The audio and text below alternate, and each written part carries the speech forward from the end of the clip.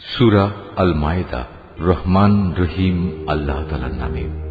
হে ঈমানদার বান্দারা, তোমরা যারা ঈমান এনেছ, তোমরা ওয়াদাসমূহ পূরণ করো। মনে রেখো, তোমাদের জন্য 4 পা বিশিষ্ট পোষা জন্তু হালাল করা হয়েছে, তবে সেসব জন্তু ছাড়া যা বিবরণ সহ একটু পরে তোমাদের পড়ে শোনানো হচ্ছে। এহরাম বাঁধা অবস্থায় কিন্তু এসব হালাল জন্তু শিকার করা বৈধ মনে করো না। হ্যাঁ, আল্লাহ তাআলা যা চান সে আদেশই তিনি জারি করেন। হে ঈমানদার বান্দারা, তোমরা আল্লাহ তাআলার নিদর্শন সমূহের অসম্মান করো না। সম্মানিত মাসগুলোকেও যুদ্ধ বিগ্রহের জন্য কখনো হালাল বানিয়ে নিও না। আল্লাহর নামে উৎসর্গীকৃত জন্তুসমূহ ও যেসব জন্তুর গলায় উৎসর্গের চিহ্ন হিসেবে পট্টি বেঁধে দেওয়া হয়েছে, যারা আল্লাহর অনুগ্রহ ও সন্তুষ্টি অর্জনের লক্ষ্যে আল্লাহর পবিত্র কাবা ঘরের দিকে রওনা দিয়েছে, তাদের তোমরা অসম্মান করো না। তোমরা যখন এহরাম মুক্ত হবে তখন তোমরা শিকার করতে পারো। বিশেষ কোন একটি সম্প্রদায়ের বিদ্বেষ এমন বিদ্বেষ যার কারণে তারা তোমাদের আল্লাহ তাআলার পবিত্র মসজিদে আসার পথ বন্ধ করে দিয়েছিল, যেন তোমাদের কোন রকম সীমা লঙ্ঘন করতে প্ররোচিত না করে। তোমরা শুধু নেক কাজ ও তাকওয়ার ব্যাপারেই একে অপরের সহযোগিতা করো। পাপ ও বাড়াবাড়ির কাজে কখনো একে অপরের সহযোগিতা করো না। সর্বাবস্থায় আল্লাহ তাআলাকে ভয় করো, কেননা আল্লাহ তাআলা পাপের দণ্ডদানের ব্যাপারে অত্যন্ত কঠোর। মৃত জন্তু, রক্ত, শুয়োরের গোশত ও যে জন্তু আল্লাহ তাআলা ছাড়া অন্য কারো নামে জবাই কিংবা উৎসর্গ করা হয়েছে তা সবই তোমাদের উপর হারাম করা হয়েছে। শ্বাসরুদ্ধ হয়ে মরা, আঘাত খেয়ে মরা, উপর থেকে পড়ে মরা, শিঙের আঘাতে মরা, হিংস্র জন্তুর খাওয়া জন্তুও তোমাদের জন্য হারাম। তবে তোমরা তা যদি জীবিত অবস্থায় পেয়ে জবাই করে থাকো তাহলে তা হারাম নয়। পূজার বেদিতে বলি দেওয়া জন্তুও হারাম। লটারি কিংবা জুয়ার তীর নিক্ষেপ করে ভাগ্য নির্ণয় করা হারাম। এর সবকটাই হচ্ছে বড় বড় গুনার কাজ। আজ কাফেররা তোমাদের দিন নির্মূল করা সম্পর্কে হতাশ হয়ে পড়েছে, সুতরাং তোমরা তাদের ভয় করো না, বরং আমাকেই ভয় করো। আজ আমি তোমাদের জন্য তোমাদের দিন পরিপূর্ণ করে দিলাম, আর তোমাদের উপর আমার প্রতিশ্রুত নিয়ামতও আমি পূর্ণ করে দিলাম। তোমাদের জন্য জীবনের ব্যবস্থা হিসেবে আমি ইসলামকেই মনোনীত করলাম। হারামের ব্যাপারে মনে রেখো, যদি কোনো ব্যক্তি ক্ষুধার তাড়নায় হারাম খেতে বাধ্য হয় কিন্তু ইচ্ছা করে সে কোনো পাপের দিকে ঝুঁকে পড়তে না চায়, তার ব্যাপারটা আলাদা। অবশ্যই আল্লাহ তাআলা ক্ষমাশীল ও পরম দয়ালু। তারা তোমার কাছ থেকে জানতে চাইবে কোন কোন জিনিস তাদের জন্য হালাল করা হয়েছে। তুমি তাদের বলো, সব ধরনের পাকসাপ বস্তুই তোমাদের জন্য হালাল করা হয়েছে, এবং সেসব শিকারী জন্তু ও পাখির ধরে আনা জন্তু ও পাখিও তোমরা খাও, যাদের তোমরা শিকার করার নিয়ম শিক্ষা দিয়েছ, যেভাবে আল্লাহ তাআলা তোমাদের শিক্ষা দিয়েছিলেন। তবে এর উপর অবশ্যই আল্লাহ তাআলার নাম নেবে। তোমরা আল্লাহ তাআলাকে ভয় করো, আল্লাহ তাআলা দ্রুত হিসাব গ্রহণকারী। আজ তোমাদের জন্য যাবতীয় পাক জিনিস হালাল করা হলো। যাদের উপর আল্লাহর কিতাব নাজিল করা হয়েছে তাদের খাবারও তোমাদের জন্য হালাল, আবার তোমাদের খাদ্যদ্রব্যও তাদের জন্য হালাল।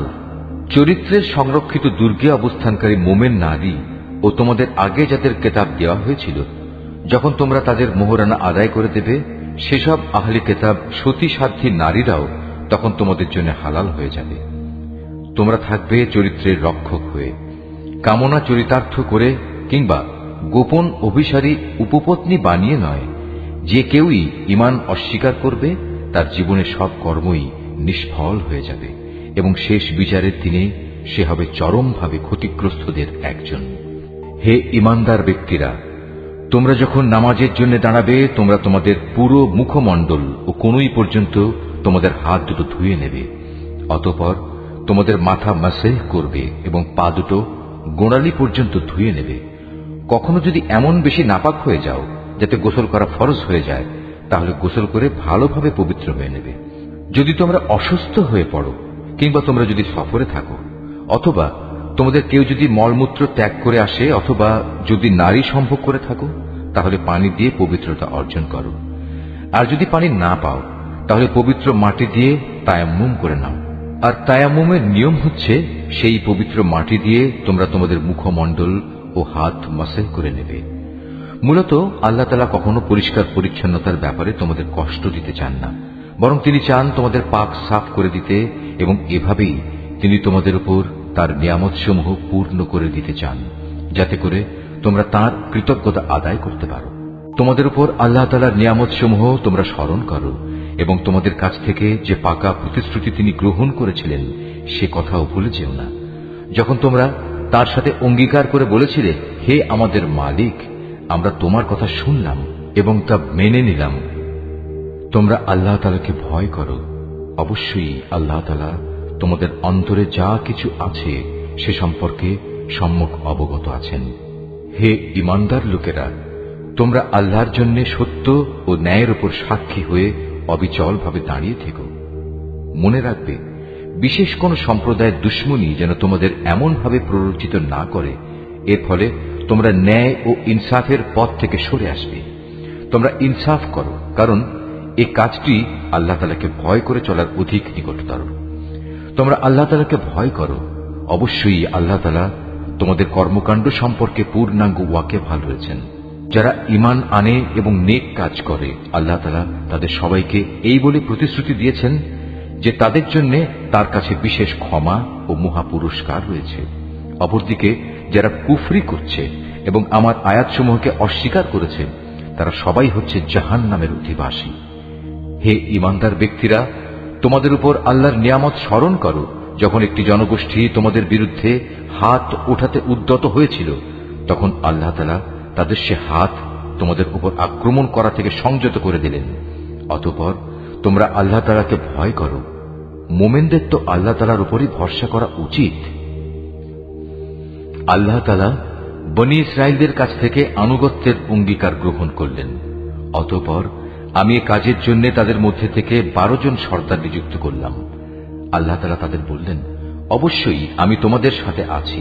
তোমরা যদি নামাজ প্রতিষ্ঠা করো, যাকাত আদায় করো, আমার রাসূলদের উপর ঈমান আনো এবং দ্বীনের কাজে যদি তোমরা তাদের সাহায্য সহযোগিতা করো, সর্বোপরি আল্লাহ তাআলাকে তোমরা যদি উত্তম ঋণ প্রদান করো, তাহলে অবশ্যই আমি তোমাদের গুনাহসমূহ মোচন করে দেব এবং তোমাদের আমি এমন এক জান্নাতে প্রবেশ করাবো যার তলদেশ দিয়ে ঝর্ণাধারা প্রবাহিত হয়। এরপর যদি কোনো ব্যক্তি আল্লাহকে অস্বীকার করে, তাহলে সে সরল পথ থেকে বিচ্যুত হয়ে পড়বে। অতঃপর তাদের সেই অঙ্গীকার ভঙ্গ করার কারণে আমি তাদের উপর অভিশাপ নাজিল করেছি এবং তাদের হৃদয় কঠিন করে দিয়েছি। তাদের চরিত্রই ছিল তারা আল্লাহর কালামকে তার নির্দিষ্ট অর্থ থেকে সরিয়ে নিয়ে বিকৃত করে দিত। হেদায়েতের যা কিছু তাদের শিক্ষা দেয়া হয়েছিল তার অধিকাংশ কথাই তারা ভুলে গেল। প্রতিনিয়ত তুমি তাদের দেখতে পাবে, তাদের সামান্য একটি অংশ ছাড়া অধিকাংশ মানুষই আল্লাহর সাথে বিশ্বাসঘাতকতা করে চলেছে। অতএব তুমি তাদের ক্ষমা করে দাও। যথাসম্ভব তুমি তাদের সংস্রব এড়িয়ে চলো। অবশ্যই আল্লাহ তাআলা কল্যাণকামী মানুষদের ভালোবাসেন। আমি তো তাদের কাছ থেকেও আনুগত্যের অঙ্গীকার গ্রহণ করেছিলাম, যারা বলে আমরা খ্রিস্টান সম্প্রদায়ের লোক।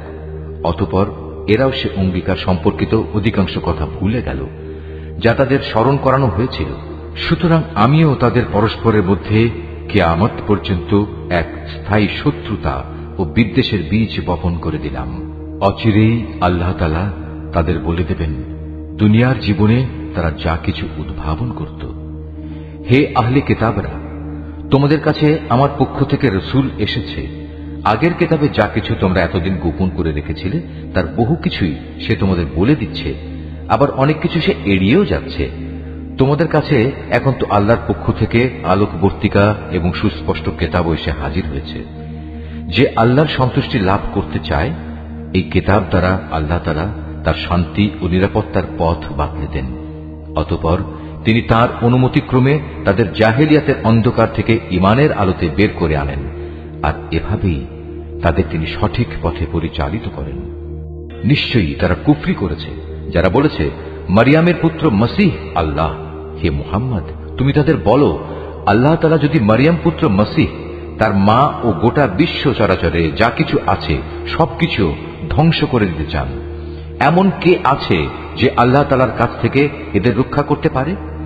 এই আকাশমালা, ভূমণ্ডল ও এর মধ্যবর্তী স্থানে যা কিছু আছে তার সার্বভৌমত্ব এককভাবে আল্লাহ তাআলার জন্যই নির্দিষ্ট। তিনি যা ইচ্ছা তাই সৃষ্টি করেন। আল্লাহ তাআলা সকল বিষয়ের উপর একক ক্ষমতাবান। ইহুদি ও খ্রিস্টানরা বলে আমরা আল্লাহর সন্তান এবং তার প্রিয় পাত্র, তাদের বলো, তাহলে তিনি কেন তোমাদের গুনাহের জন্য তোমাদের দণ্ড প্রদান করবেন? মূলত তোমরা সবাই হচ্ছ আল্লাহ সৃষ্টি করা কতিপয় মানুষ। আল্লাহ তাআলা তার বান্দাদের যাকে ইচ্ছা ক্ষমা করে দেন, আবার যাকে ইচ্ছা তাকে তিনি শাস্তি প্রদান করেন। আসমান সমূহ ও জমিনের মধ্যবর্তী সবকিছুর একক মালিকানা আল্লাহ তাআলার জন্যই নির্দিষ্ট। সবকিছুকে তার দিকেই ফিরে যেতে হবে।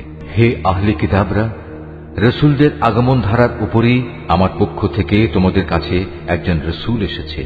সে তোমাদের জন্য আমার কথাগুলো সুস্পষ্টভাবে বর্ণনা করছে, যাতে করে তোমরা বিচারের কাঠগড়ায় দাঁড়িয়ে একথা বলতে না পারো যে কই আমাদের কাছে জান্নাতের সুসংবাদ বহনকারী ও জাহান্নামের সতর্ককারী হিসেবে কেউ তো আগমন করেনি। আজ সত্যি সত্যি তোমাদের কাছে সুসংবাদবাহী ও সতর্ককারী একজন রসুল এসে গেছে। বস্তুত আল্লাহ তাআলা সর্ববিষয়ে শক্তিমান। স্মরণ করো যখন মূসা তার জাতিকে বলেছিল, হে আমার সম্প্রদায়ের লোকেরা, আল্লাহ তাআলা তোমাদের উপর যে নিয়ামত নাজিল করেছেন তা তোমরা স্মরণ করো। যখন তিনি তোমাদের মাঝে বহু নবী পয়দা করেছেন, তিনি তোমাদের এ জমিনের শাসনকর্তা বানিয়েছেন, এছাড়াও তিনি তোমাদের এমন সব নিয়ামত দান করেছেন যা এ বিশ্ব জগতে এর আগে তিনি আর কাউকে দান করেননি।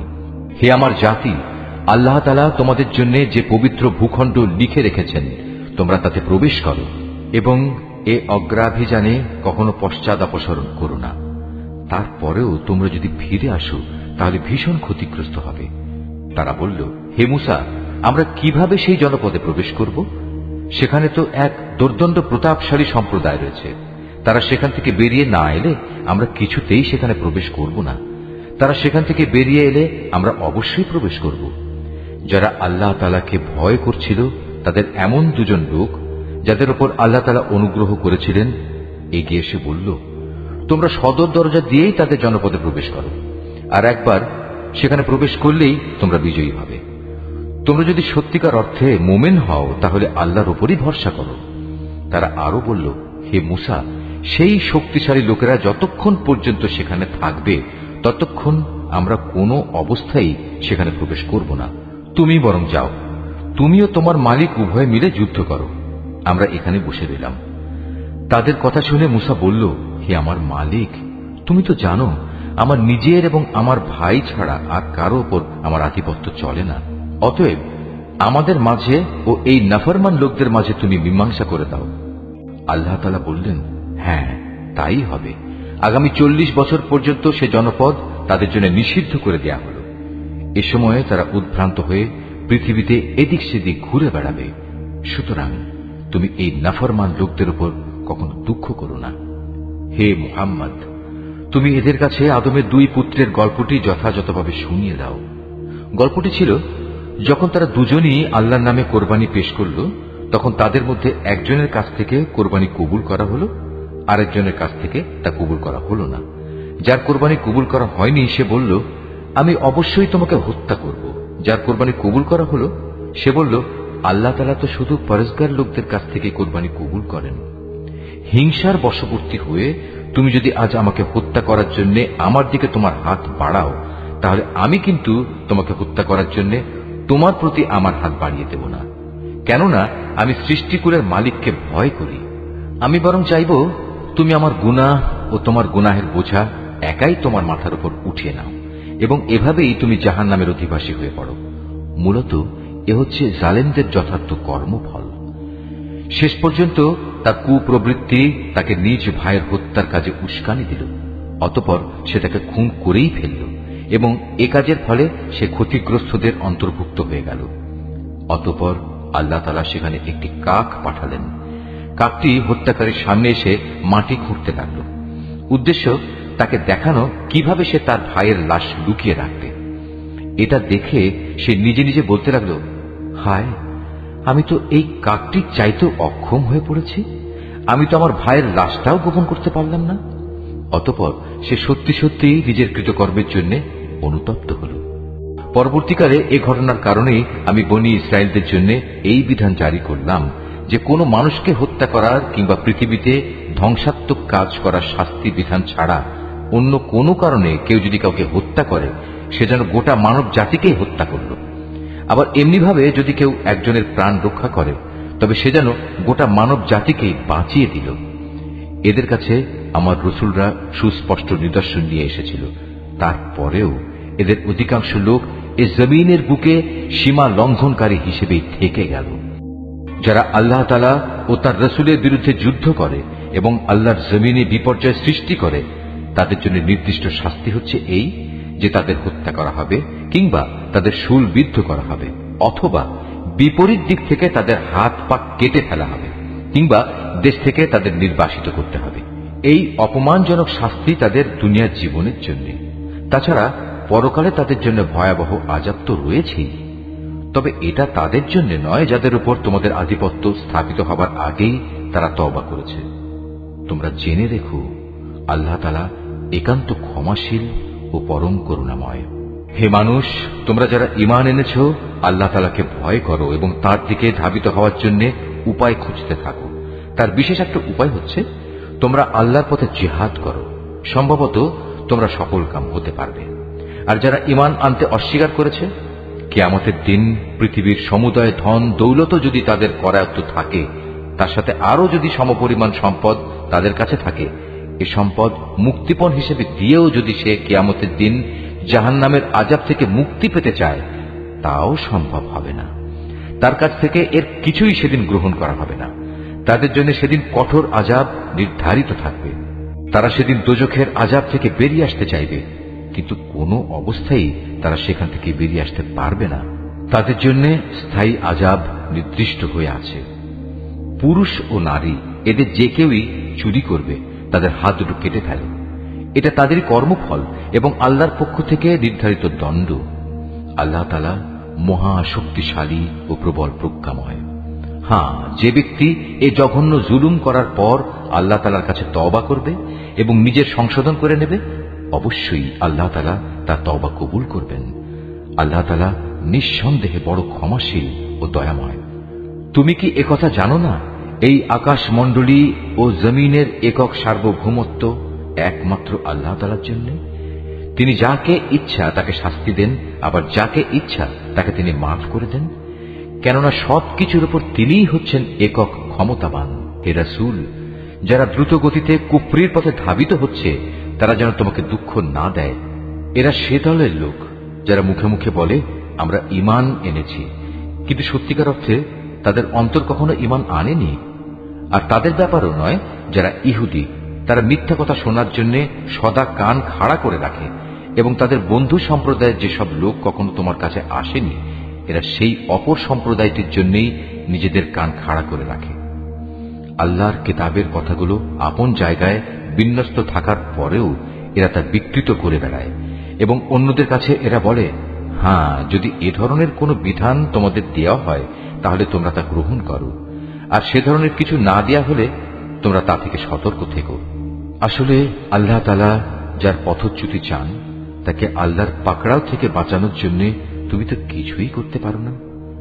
এরাই হচ্ছে সেসব হতভাগ্য লোক।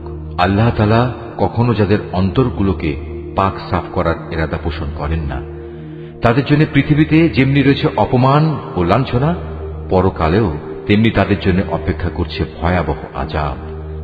ইহুদিদের চরিত্র হচ্ছে, এরা যেমন মিথ্যা কথা শুনতে অভ্যস্ত, তেমনি এরা হারাম মাল খেতেও ওস্তাদ। অতএব এরা যদি কখনো কোনো বিচার নিয়ে তোমার কাছে আসে, তাহলে তুমি চাইলে তাদের বিচার করতে পারো কিংবা তাদের উপেক্ষা করো। যদি তুমি তাদের ফিরিয়ে দাও তাহলে নিশ্চিত থাকো এরা তোমার কোনোই অনিষ্ট করতে পারবে না। তবে যদি তুমি তাদের বিচার ফয়সালা করতে চাও তাহলে অবশ্যই ন্যায় বিচার করবে। নিঃসন্দেহে আল্লাহ তাআলা ন্যায় বিচারকদের ভালোবাসেন। এসব লোক কিভাবে তোমার কাছে বিচারের ভার নিয়ে হাজির হবে যখন তাদের নিজেদের কাছেই আল্লাহর পাঠানো তাওরাত মজুদ রয়েছে? তাতেও তো বিচার আচার সংক্রান্ত আল্লাহর বিধান আছে। তুমি যা কিছুই করো না কেন, একটু পরেই তারা তোমার কাছ থেকে মুখ ফিরিয়ে নেবে। এরা আসলে ঈমানদারই নয়। নিঃসন্দেহে আমি মুসার কাছে তাওরাত নাজিল করেছি, তাতে তাদের জন্য পথ নির্দেশ ও আলোকবর্তিকা বর্তমান ছিল। আমার নবীরা যারা আমার বিধানেরই অনুবর্তন করত, ইহুদি জাতিকে এ হেদায়েত মোতাবেকই আইন কানুন প্রদান করত। নবীদের পর তাদের জ্ঞান সাধক ও ধর্মীয় পণ্ডিতরাও এ অনুযায়ী বিচার ফয়সালা করত? কেননা নবীর পর আল্লাহর কিতাব সংরক্ষণ করার দায়িত্ব এদেরই দেয়া হয়েছিল। তারা নিজেরাও ছিল এর প্রত্যক্ষ সাক্ষী। সুতরাং তোমরা মানুষদের ভয় না করে একান্তভাবে আমাকেই ভয় করো, আর আমার আয়াতসমূহ সামান্য মূল্যে বিক্রি করে দিও না। যারা আল্লাহর নাজিল করা আইন অনুযায়ী বিচার ফয়সালা করে না, তারাই হচ্ছে কাফের। তাওরাতে আমি তাদের জন্য বিধান নাজিল করেছিলাম যে তাদের জানের বদলে জান, চোখের বদলে চোখ, নাকের বদলে নাক, কানের বদলে কান, দাঁতের বদলে দাঁত। শাস্তি প্রয়োগের সময় এই শারীরিক জখমটাই কিন্তু আসল দণ্ড বলে বিবেচিত হয়। অবশ্য বাদীপক্ষের কেউ যদি এই দণ্ড মাফ করে দিতে চায়, তাহলে তা তার নিজের গুনাহ খাতার জন্য কাফফারা হিসেবে গণ্য হবে। আর যারাই আল্লাহ নাজিল করা বিধান অনুযায়ী বিচার ফয়সালা করবে না, তারা হচ্ছে জালেম। এ ক্রমধারায় অতঃপর আমি মরিয়ম পুত্র ঈসাকে পাঠিয়েছি। সে সময় আগে থেকে তাওরাতে যা কিছু অবশিষ্ট ছিল সে ছিল তার সত্যতা স্বীকারকারী, আর আমি তাকে ইনজিল দান করেছি, তাতে ছিল হেদায়েত ও নূর। তখন তাওরাতে যা কিছু তার কাছে বর্তমান ছিল, ইনজিল কিতাব তার সত্যতা স্বীকার করেছে। তদুপরি তাতে আল্লাহভীরু লোকদের জন্য পথ নির্দেশ ও উপদেশ মজুদ ছিল। ইনজিলের অনুসারীদের উচিত এর ভেতর আল্লাহ তাআলা যা কিছু নাজিল করেছেন তার ভিত্তিতে বিচার ফয়সালা করা। কেননা যারাই আল্লাহর নাজিল করা আইনের ভিত্তিতে বিচার করবে না, তারাই ফাসেক। হে মুহাম্মদ, আমি তোমার প্রতি সত্য দিন সহ এ কিতাব নাজিল করেছি। আগের কিতাবসমূহের যা কিছু অবিকৃত অবস্থায় তার সামনে মজুদ রয়েছে, এ কিতাব তার সত্যতা স্বীকার করে। শুধু তাই নয়, এ কিতাব সেসব বিধানের হেফাজতকারীও বটে। সুতরাং আল্লাহ তাআলা যেসব বিধি বিধান নাজিল করেছেন তার ভিত্তিতেই তুমি বিচার ফয়সালা করো। আর এ বিচারের সময় তোমার নিজের কাছে যা সত্য দিন এসেছে তা থেকে সরে গিয়ে তাদের খেয়াল খুশির অনুসরণ করো না। আমি তোমাদের প্রতিটি সম্প্রদায়ের জন্য শরীয়ত ও কর্মপন্থা নির্ধারণ করে দিয়েছি। আল্লাহ তাআলা চাইলে তোমাদের সবাইকে একই উম্মত বানিয়ে দিতে পারতেন, বরং তিনি তোমাদের যা দিয়েছেন তার ভিত্তিতে তোমাদের যাচাই বাছাই করে নিতে চেয়েছেন। অতএব ভালো কাজে তোমরা সবাই প্রতিযোগিতা করো, কেননা আল্লাহ তাআলার দিকেই হবে তোমাদের সকলের প্রত্যাবর্তন স্থল। এখানে তোমরা যেসব বিষয় নিয়ে মতভেদ করতে, অতঃপর তিনি অবশ্যই তা তোমাদের স্পষ্ট করে বলে দেবেন।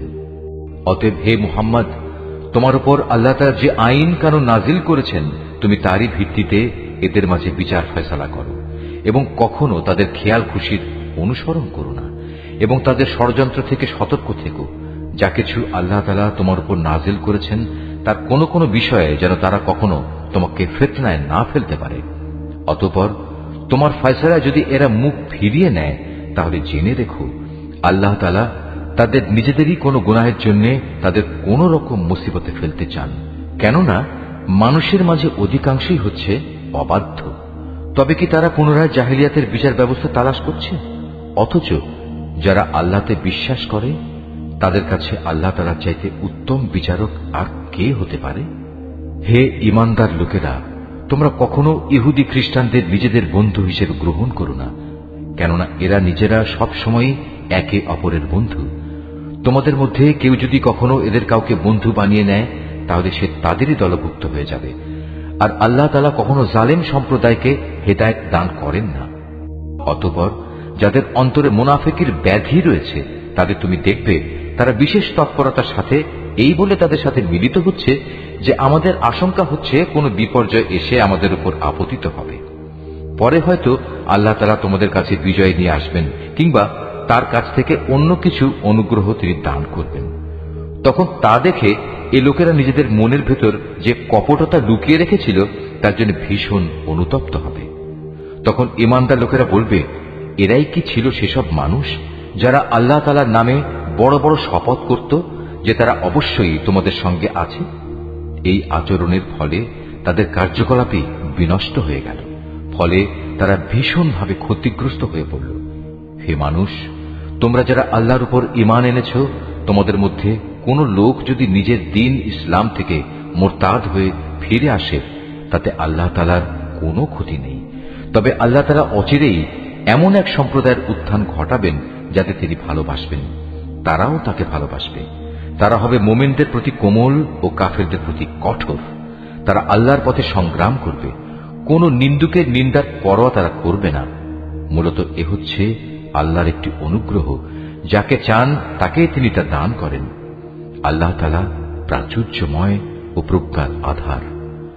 তোমাদের একমাত্র পৃষ্ঠপোষক হচ্ছেন আল্লাহ তাআলা, তার রাসূল এবং সেসব ঈমানদার লোকেরা যারা নামাজ প্রতিষ্ঠা করে, যাকাত আদায় করে, সর্বোপরি আল্লাহ তাআলার সামনে যারা সদা অবনমিত থাকে। আর যে ব্যক্তি আল্লাহ তাআলা, তার রাসূল ও ঈমানদারদের নিজের বন্ধুরূপে গ্রহণ করবে, তারা যেন জেনে রাখে কেবলমাত্র আল্লাহ তাআলার দলটিই বিজয়ী হবে। হে ঈমানদার লোকেরা, তোমাদের আগে যাদের আল্লাহ তাআলার কিতাব দেওয়া হয়েছিল, তাদের মধ্যে যারা তোমাদের দিনকে বিদ্রূপ ও খেল তামাশার বস্তুতে পরিণত করে রেখেছে, তাদের এবং কাফেরদের কখনো তোমরা নিজেদের বন্ধু বানিও না। যদি তোমরা সত্যিকার অর্থে মোমেন হয়ে থাকো, তাহলে একমাত্র আল্লাহ তাআলাকেই বন্ধু বানাও এবং তাকেই ভয় করো। যখন তোমরা মানুষদের নামাজের জন্য ডাকো, তখন এই ডাককে এরা হাসি তামাশা ও খেলার বস্তু বানিয়ে দেয়। এরা হচ্ছে এমন এক সম্প্রদায় যারা হক বাতিলের কিছুই বোঝে না।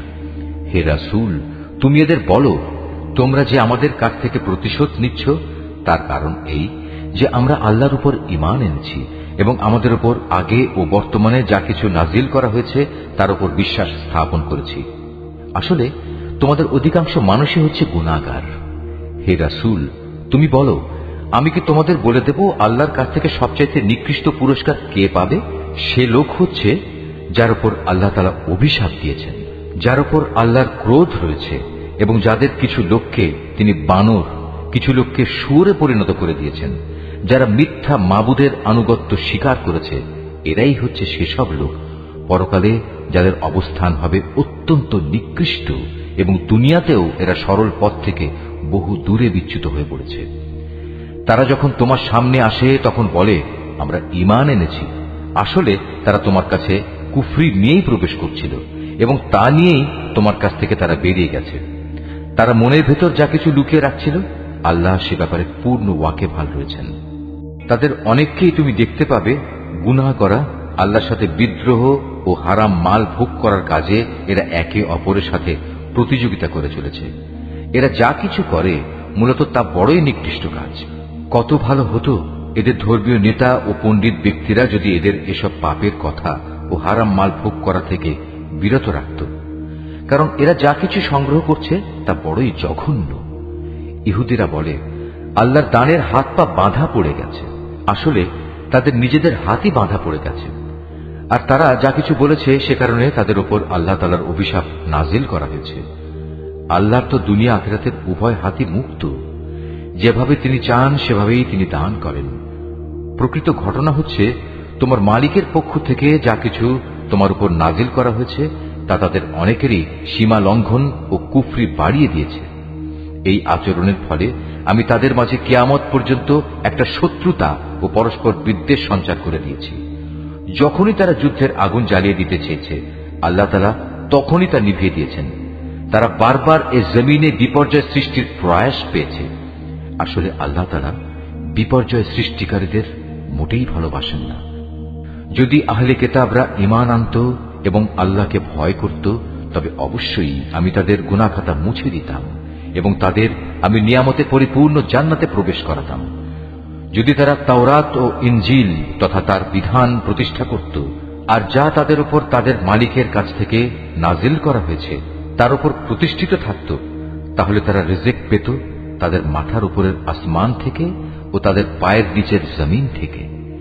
তাদের মধ্যে অবশ্য একদল ন্যায় ও মধ্যপন্থী লোক রয়েছে, তবে তাদের অধিকাংশই হচ্ছে এমন যাদের কর্মফল খুবই নিকৃষ্ট। হে রাসূল, যা কিছু তোমার উপর নাজিল করা হয়েছে তা তুমি অন্যের কাছে পৌঁছে দাও। যদি তুমি তা না করো, তাহলে তুমি তো মানুষদের কাছে তার বার্তা পৌঁছে দিলে না। আল্লাহ তাআলা তোমাকে মানুষের অনিষ্ট থেকে বাঁচিয়ে রাখবেন। নিশ্চয়ই আল্লাহ তাআলা কখনো কোনো অবাধ্য জাতিকে পথ প্রদর্শন করেন না।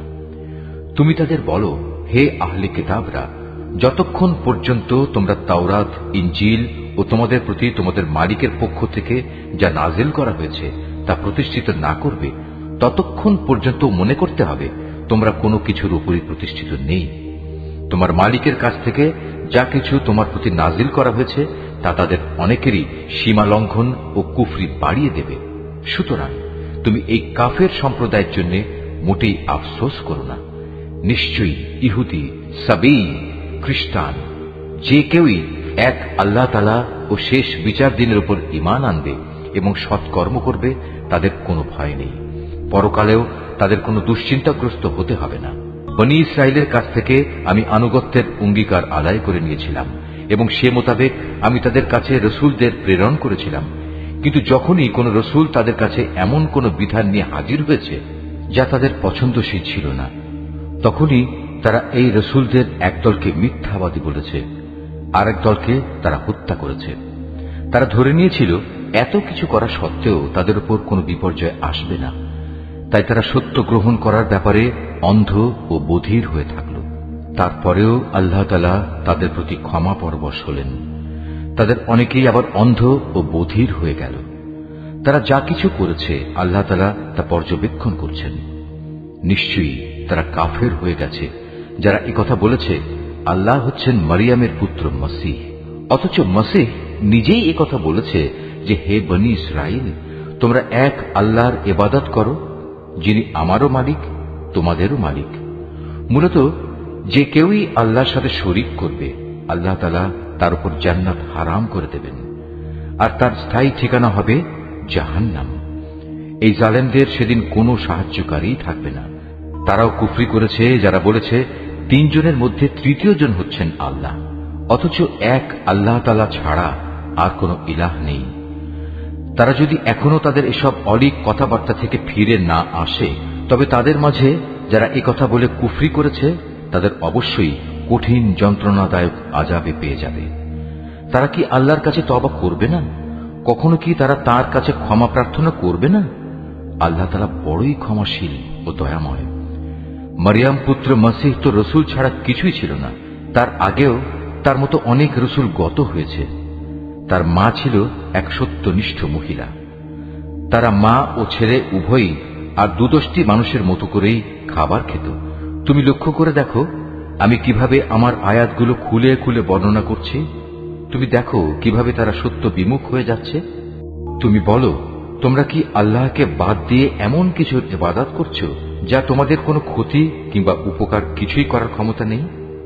প্রকৃতপক্ষে আল্লাহ তাআলা সব কিছুই শোনেন এবং সবকিছুই জানেন। তুমি বলো, হে আহলে কিতাবরা, তোমরা কখনো নিজেদের দ্বীনের ব্যাপারে অন্যায় বাড়াবাড়ি করো না। মসীহের ব্যাপারে তোমরা সেসব জাতির খেয়াল খুশির অনুসরণ করো না যারা তোমাদের আগেই পথভ্রষ্ট হয়ে গেছে এবং তারা অনেক লোককেই গোমরাহ করে দিয়েছে, আর তারা নিজেরাও সহজ সরল পথ থেকে বিচ্যুত হয়ে গেছে। বনী ইসরায়েলদের আরো যারা মসীহের ব্যাপারে আল্লাহর এ ঘোষণা অস্বীকার করেছে তাদের উপর দাউদ ও মারিয়াম পুত্র ঈসার মুখ থেকে অভিশাপ দেওয়া হয়েছে, কেননা তারা আল্লাহর বিরুদ্ধে বিদ্রোহ করেছে এবং সীমা লঙ্ঘন করেছে। তারা যেসব গর্হিত কাজ করত তা থেকে তারা একে অপরকে বারণ করত না। তারা যা করত নিঃসন্দেহে তা ছিল নিকৃষ্ট। তুমি তাদের মাঝে এমন বহু লোককে দেখতে পাবে যারা ঈমানদারদের বদলে কাফেরদের সাথে বন্ধুত্ব করতে বেশি আগ্রহী। অবশ্য তারা নিজেরা যা কিছু অর্জন করে সামনে পাঠিয়েছে তাও অতি নিকৃষ্ট। এ কারণে আল্লাহ তাআলা তাদের উপর ক্রোধান্বিত হয়েছেন। এই লোকেরা চিরকাল আযাবেই নিমজ্জিত থাকবে। তারা যদি সত্যি আল্লাহ তাআলা, তার নবী ও তার প্রতি যা নাজিল করা হয়েছে তার প্রতি যথাযথ ঈমান আনত, তাহলে এরা কাফেরদের বন্ধু হিসেবে গ্রহণ করত না। কিন্তু তারা তো অধিকাংশই হচ্ছে গুনাহগার। অবশ্যই তোমরা ঈমানদারদের সাথে শত্রুতার ব্যাপারে ইহুদি ও মুশরিকদেরই বেশি কঠোর দেখতে পাবে। অপরদিকে মুমিনদের সাথে বন্ধুত্বের ব্যাপারে তোমরা সেসব লোককে কিছুটা নিকটতর পাবে যারা বলেছে আমরা খ্রিস্টান। এটা এই কারণে যে তখনও তাদের মধ্যে ধর্মীয় পণ্ডিত ব্যক্তি ও সংসার বিরাগী ফকির দরবেশরা মজুদ ছিল, আর এ ব্যক্তিরা সাধারণত অহংকার করে না। রসুলের উপর যা কিছু নাজিল করা হয়েছে তা যখন এরা শোনে তখন সত্য চেনার কারণে তুমি এদের অনেকের চোখকেই দেখতে পাবে অশ্রু সজল। নিবেদিত হয়ে তারা বলে ওঠে, হে আমাদের মালিক, আমরা ঈমান এনেছি, তুমি আমাদের নাম সত্যের সাক্ষ্যদাতাদের দলে লিখে নাও।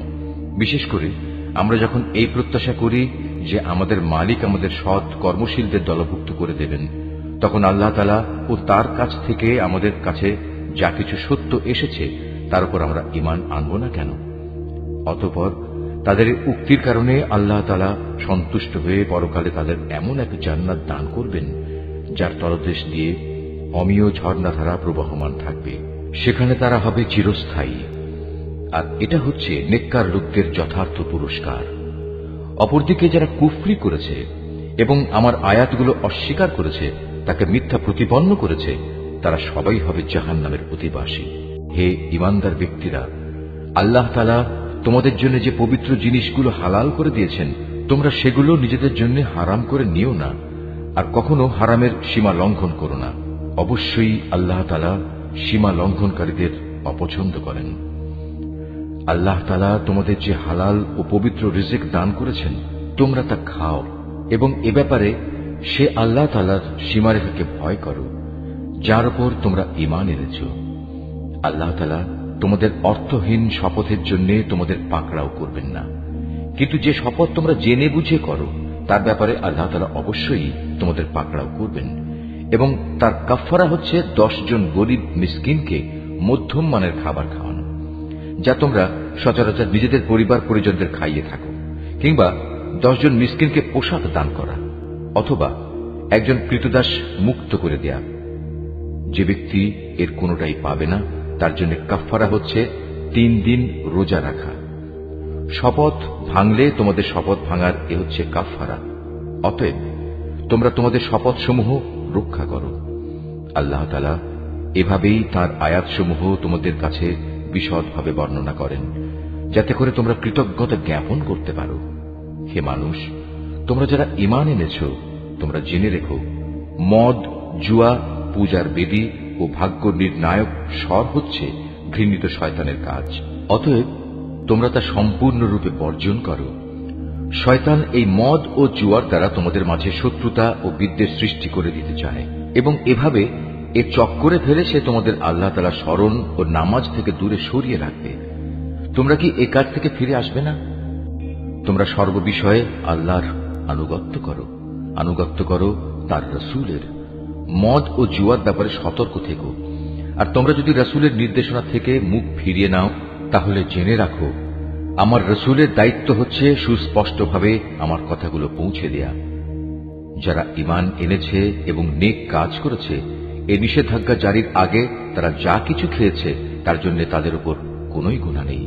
হ্যাঁ, ভবিষ্যতে যদি তারা সাবধান থাকে, আল্লাহর উপর ঈমান আনে এবং নেক আমল করে, অতঃপর আল্লাহ তাআলার নিষেধ থেকে তারা সতর্ক থাকে, একইভাবে যতক্ষণ পর্যন্ত তারা ঈমান আনবে ও নেক আমল করবে, সর্বদা আল্লাহকে ভয় করবে ও সততার নীতি অবলম্বন করতে থাকবে, আল্লাহ তাআলা অবশ্যই তাদের ক্ষমা করে দেবেন। কেননা আল্লাহ তাআলা সৎ কর্মশীল মানুষদের ভালোবাসেন। হে ঈমানদার লোকেরা, ইহরাম বাঁধা অবস্থায় আল্লাহ তাআলা অবশ্যই এমন কিছু শিকারের বস্তু দিয়ে তোমাদের পরীক্ষা নেবেন, যেগুলো তোমরা সহজেই নিজেদের হাত ও বর্শা দ্বারা ধরতে পারো। এর উদ্দেশ্য হচ্ছে যেন আল্লাহ তাআলা একথা ভালো করে জেনে নিতে পারেন যে কে তাকে না দেখে ভয় করে।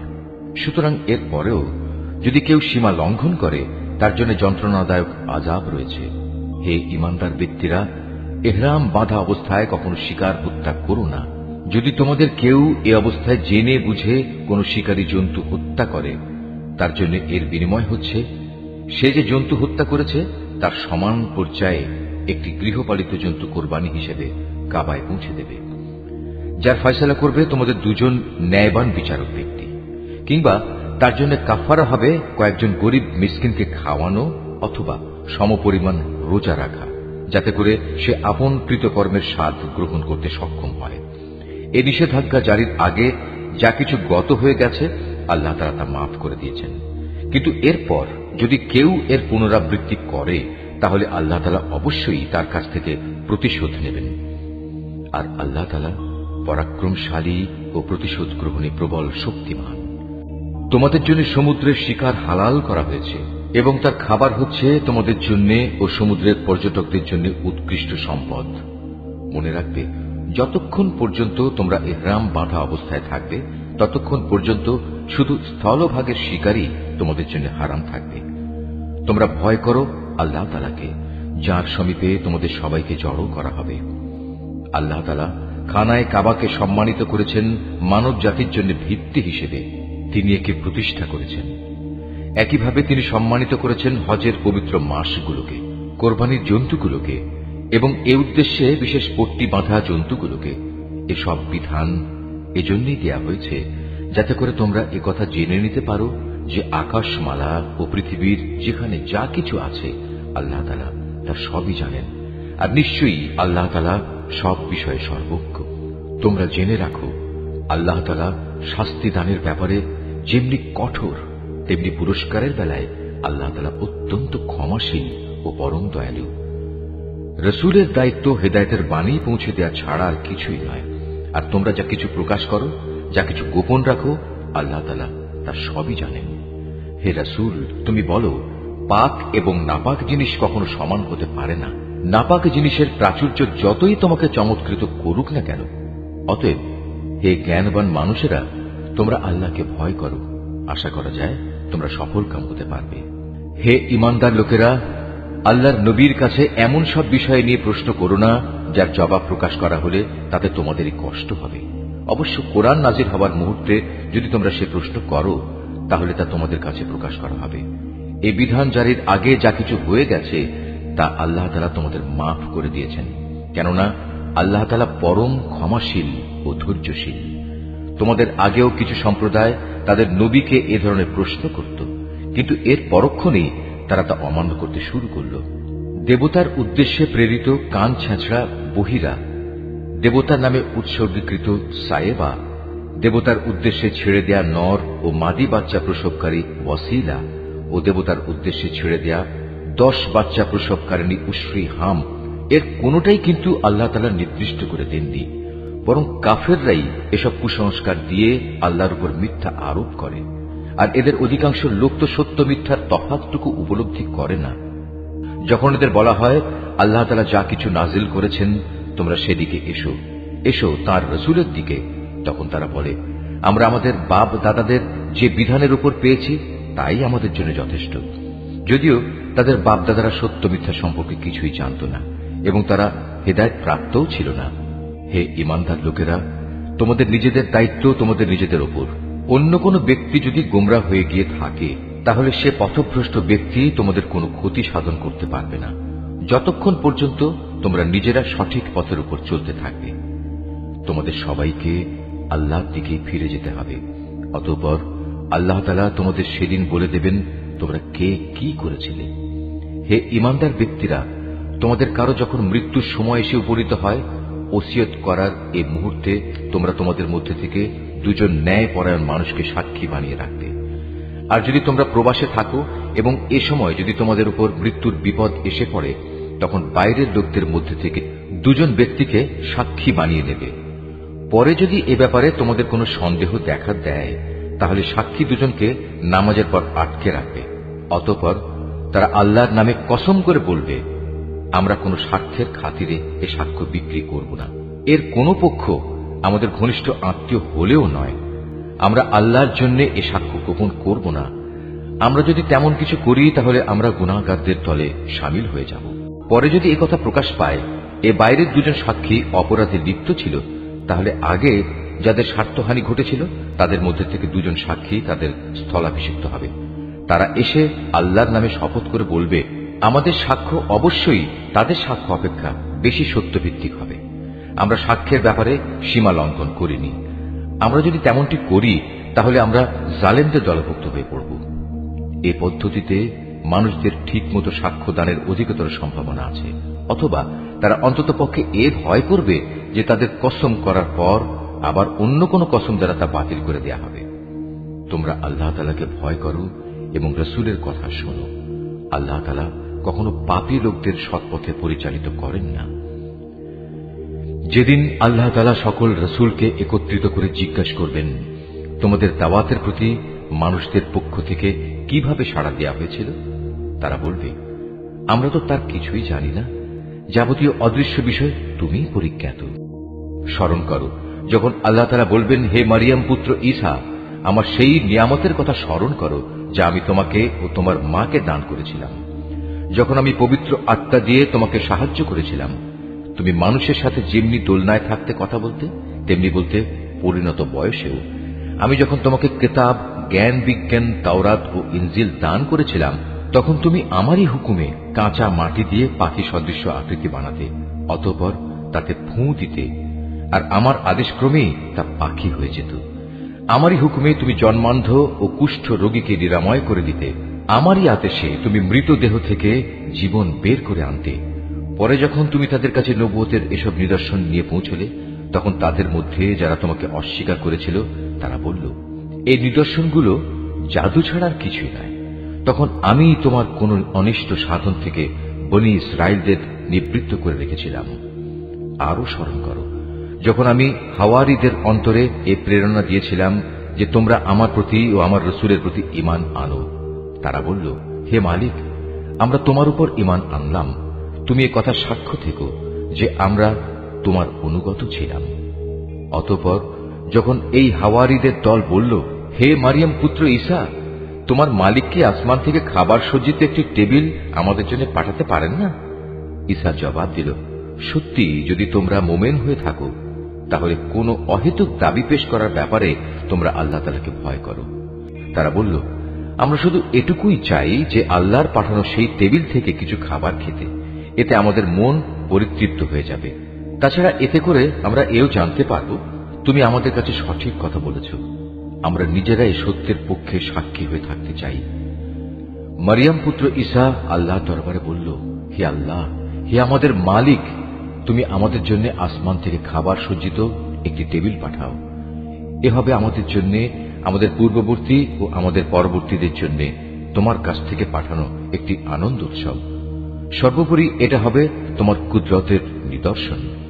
তুমি আমাদের রিজিক দাও, কেননা তুমি হচ্ছ উত্তম রিজিক দাতা। আল্লাহ তাআলা বললেন, হ্যাঁ, আমি তোমাদের কাছে তা অচিরেই পাঠাচ্ছি। তবে এর পরেও যদি তোমাদের কেউ আমার ক্ষমতা অস্বীকার করে, তাহলে তাকে আমি এমন কঠিন শাস্তি দেব যা আমি সৃষ্টিকুলের কাউকেই আর দেব না। যখন আল্লাহ তাআলা বলবেন, হে মারিয়াম পুত্র ঈসা, তুমি কি কখনো তোমার লোকদের একথা বলেছিলে যে তোমরা আল্লাহকে বাদ দিয়ে আমাকে ও আমার মাকে ইলাহ বানিয়ে নাও? এ কথার উত্তরে সে বলবে, হে আল্লাহ, সমগ্র পবিত্রতা তোমার জন্যে। এমন কোনো কথা আমার পক্ষে শোভা পেত না যে কথা বলার আমার কোনো অধিকারই ছিল না। যদি আমি তাদের এমন কোনো কথা বলতামই, তাহলে তুমি তো অবশ্যই তা জানতে।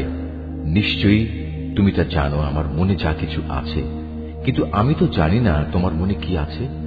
যাবতীয় গোপন বিষয় অবশ্যই তুমি সম্যক জ্ঞাত আছো। তুমি আমাকে যা কিছু বলতে হুকুম করেছ, আমি তো তাদের তাছাড়া অন্য কিছুই বলিনি। আর সে কথা ছিল, তোমরা শুধু আল্লাহ তাআলার ইবাদত করো, যিনি আমার মালিক, তোমাদেরও মালিক। আমি যতদিন তাদের মধ্যে ছিলাম, ততদিন তো আমি নিজেই তাদের কার্যকলাপের সাক্ষী ছিলাম।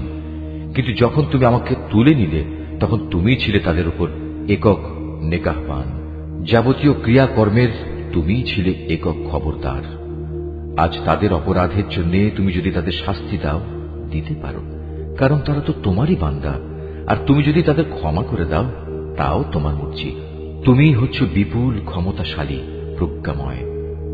আল্লাহ তাআলা বলবেন, হ্যাঁ, এ হচ্ছে সেদিন যেদিন সত্যাশ্রয়ী ব্যক্তিরা তাদের সততার জন্য প্রচুর কল্যাণ লাভ করবে। আর সে কল্যাণ হচ্ছে তাদের জন্য এমন সুরম্য জান্নাতের ব্যবস্থা করে রাখা হয়েছে, যার তলদেশ দিয়ে অমীয় ঝর্ণাধারা প্রবাহিত থাকবে। সেখানে তারা চিরদিন থাকবে।